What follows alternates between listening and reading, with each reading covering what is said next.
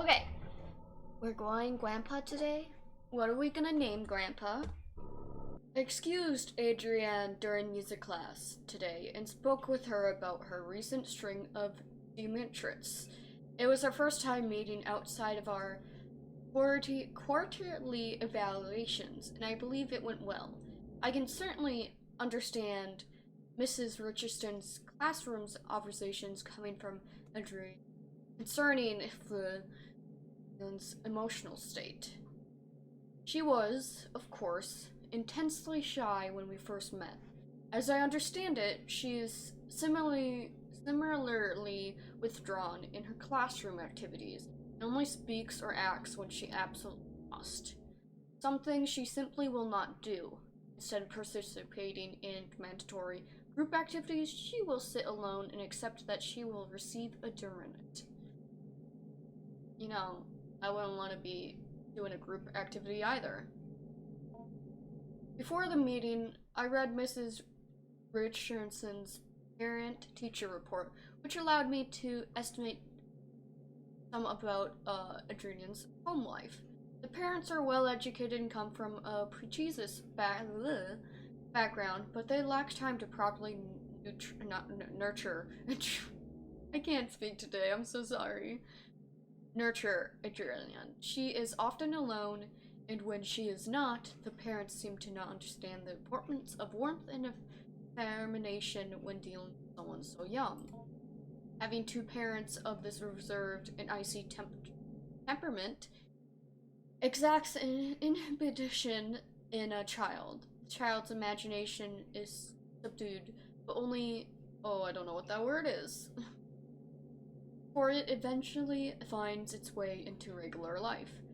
I surmised that I would be able to reach out to Adrian by way of make-believe. How are you liking your new house? You've been told by me you used to live close by, but it can still be a big adjustment. A new room, a new school. the basement, I like that. The basement? Yeah, well, there's a lot of cool stuff. Mom and Dad sent me down there. Your mom and dad made you go? Yeah, but there's a lot of cool stuff. Well, that's not why they sent me down there, though. Why did they send you down there? Fighting. They were fighting, shouting. I came in to help, and they shouted at me. They said, go clean up downstairs, so I went. I'm getting anxiety just watching you play this, lol. I don't think anything bad happens. I don't know, I only watched Mark's first episode, so I don't know what happens in the second.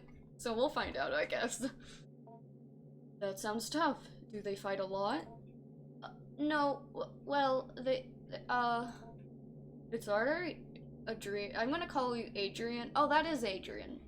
That word is Adrian. Maybe you can tell me more about the basement instead? Okay, well, it was weird at first, the stuff down there.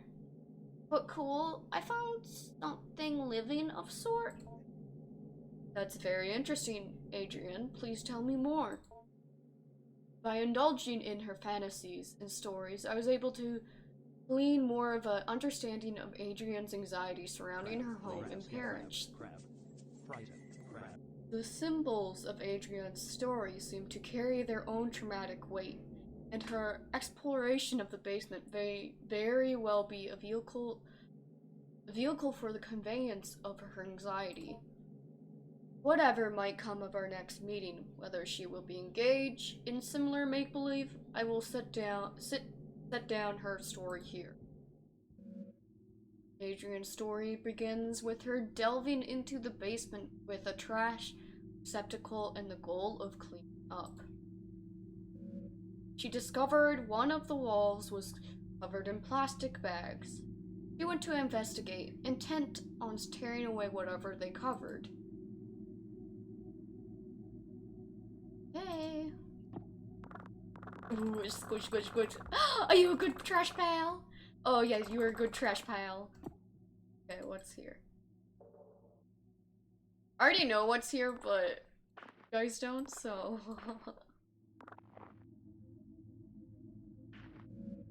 upon removing the plastic trash bags from the wall, she noticed their interior lining was covered in glass. Like a window. I offered. No, she said. Like a mirror. Reflecting inwards towards the animal they covered. I gently asked her what exactly this animal was. Here is where the material of reality of the story took a turn for I can't say that word. Fantastic imaginary. Upon her discovery of it, at her gaze, it grew, or extended its shaggy haired self. Hair like the fur of a dog, I offered? No, she said. Not the fur of a dog, nor the hair on her head. It grew out towards her, the animal's hair reaching out. It was hard, standing almost straight, like the hair on a brush. A bristle, I offered. Yes, she said. She was very afraid of it at first, but then very curious. I asked her what else was in the room. More things hidden away, she said. Things of Grandpa's as well. First, she found a hidden passage under the stairs. Inside were strange dolls, magic objects, naked, faceless figures.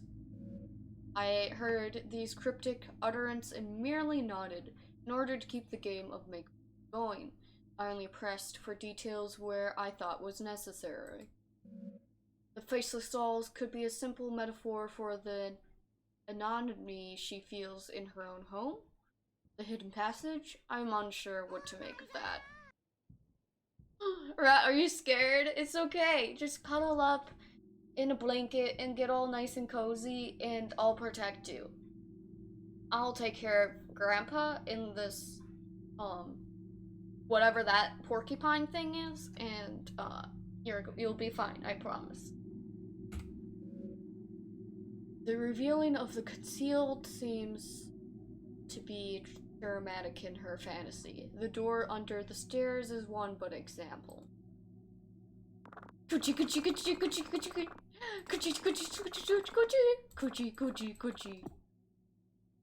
Imagine Coochie like petting this thing. That would hurt. But we're gonna go ahead and give it some pets. Trash pile! Coochie coochie coochie coochie.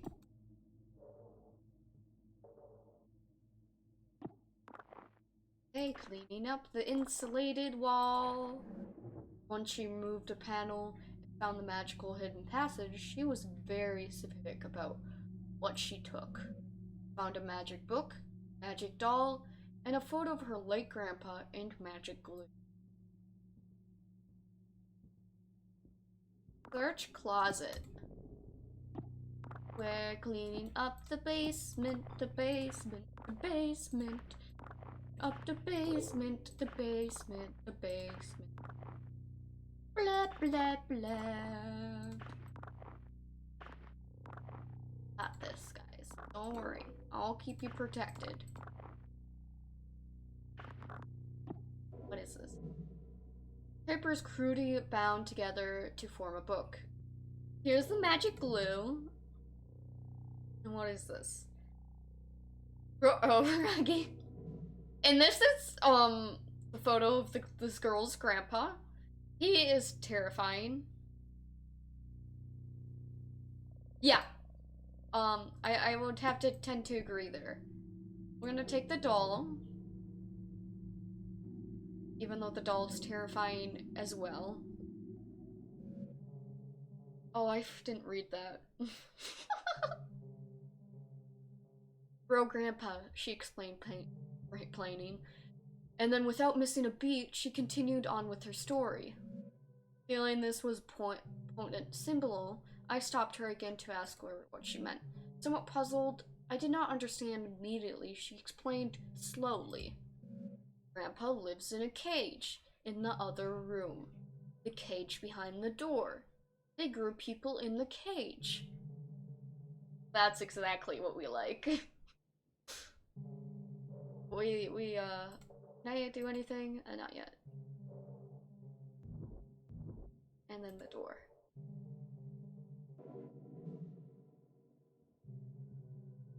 I have repeatedly called your homes to no avail, so I am forced to leave this here for you all. I found William sitting in the corner of the enclosure area, seemingly severely concussed. Whiskers was gone, and none of this is its usual hiding places. I immediately suspected the worst. The project thus must be suspended for now. I'm leaving up the usual mirrored coverings we keep the anthropodic void sealed. I've done my best to lock everything on such a short notice. It is hasty fix, but it requires some time to find a more permanent remedy. I'm honestly hoping you do not find this note, as I intend to lock the house down too. I intend to race off to you to retrieve your lockbox keys. Do not worry about William's key. It and the rest of the equipment is almost certainly deep within Whiskers now. I pray you do not enter this room, no matter how it may appeal. William cannot be helped, and is only being kept alive as a means of continued predation on the rest of us. I will say once again, no matter what state you may encounter William in, he cannot be helped. I have sympathy for the young man, I truly do, but I found on his person several photos of his late sister, which would imply certain risks he knew he was taking.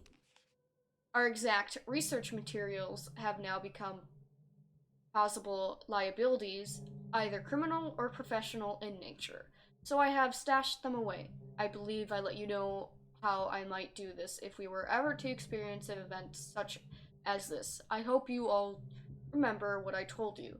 So long then, Dr. H. Cool!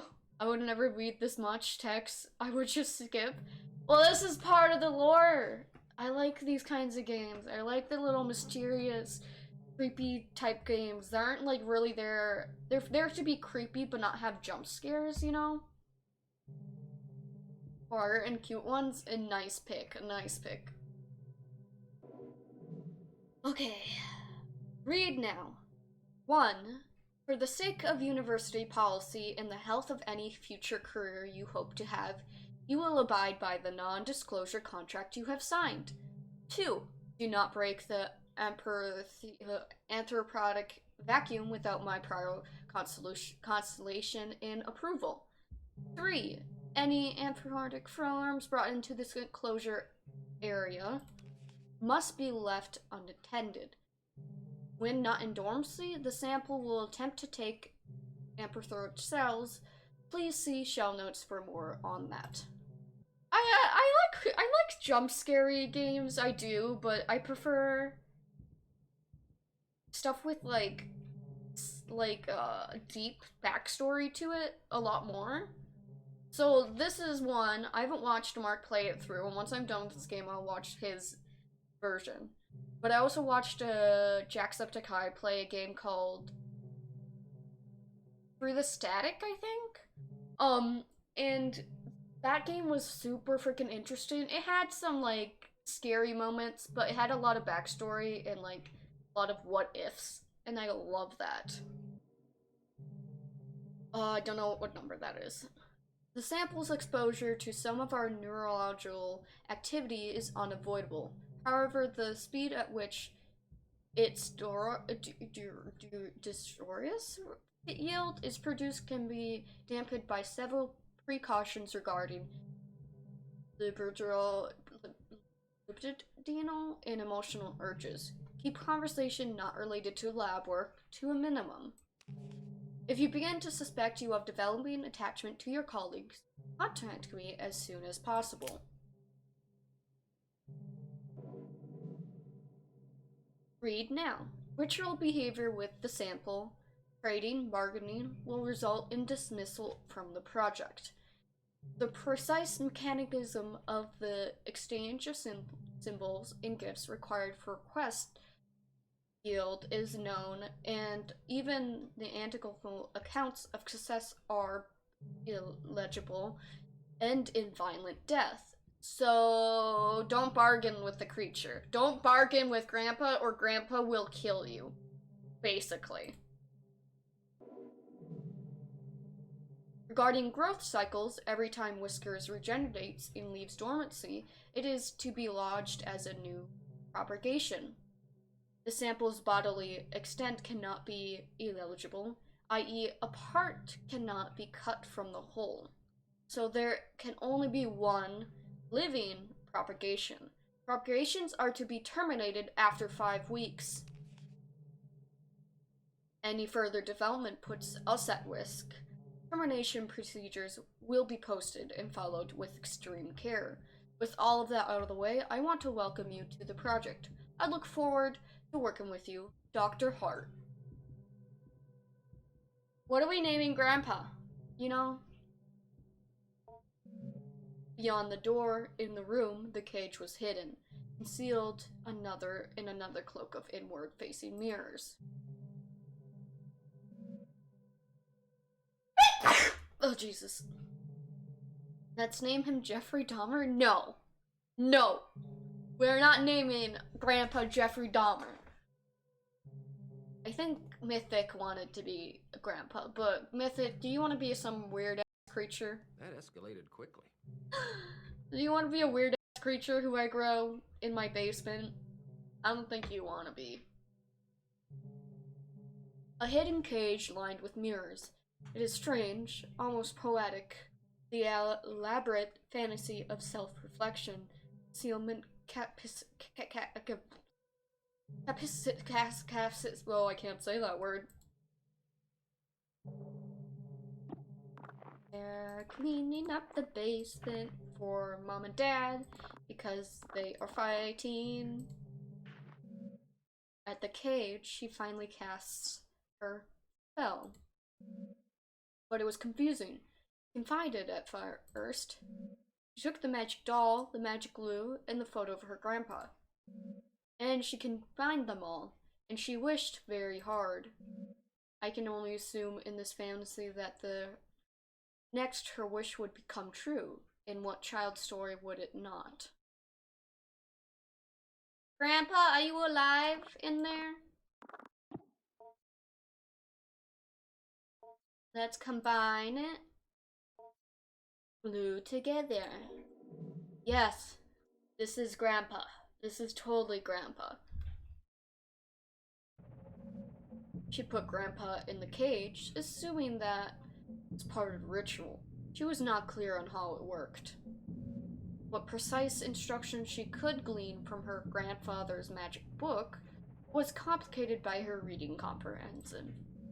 She wished with all her heart, and then she told me she waited a while for anything to happen, and after that time, she began to cry. Anxiety levels skyrocketing. I cried really hard, she said. I wanted my grandpa to be back. I wanted my parents to stop being so mean. And it hurt me. It hurt me wish for grandpa to come back. For my parents to be different. I could feel it through the walls, and it felt me through the air. Oh, I don't like that feeling. I asked her what exactly she meant. She could only repeat what she said. By this time, lunch was almost over. I said goodbye to Adrian, and she left to rejoin her class. I was left to consider our conversation. I believe the storytelling strategy I employed was not unfruitful, but I must probe deeper if I can. Although I could be sure of nothing, I interrupt the impressions I get may begin to help me get an idea of the right questions to ask. Knowledge you acquired this week has given you access to certain topics or keywords you can discuss with Grandpa. You have gained the conversation topic, wish. Considering discussing this with Grandpa when Grandpa emerges. When Grandpa emerges, we will talk to him about wish. You have also gained the following keyword. Shell. Consider discussing this when Grandpa emerges. From his shell, I assume. Week 2.